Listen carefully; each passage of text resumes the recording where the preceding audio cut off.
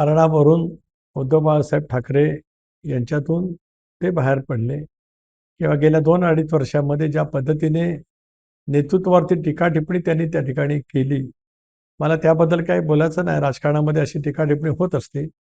अशा वेळेला त्यांनी त्यांच्याशी, कारण त्यांचाही उमेदवार त्या ठिकाणी शिवसेनेचा उमेदवार होता, त्याचं जवळपास डिपॉझिट जप्त झालेलं आहे.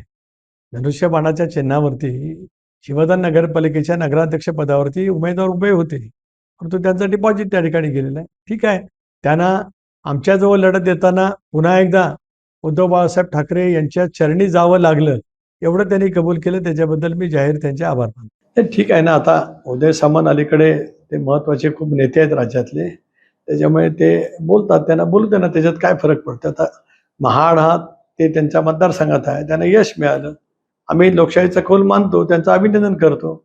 त्यामुळे तो काय भाग आहे. कारण एक असं आहे की राजकारणामधली ती एक वैचारिक टीका होती, त्याच्यामध्ये काय ज्या पद्धतीने माझ्यावरती अघोरी किंवा ज्या पद्धतीने खालच्या पातळीवरती टीका झाली, तसा एकही शब्द ना प्रदेशाध्यक्ष म्हणून माझ्याकडनं गेला का माझ्या प्रवक्त्याकडनं गेला.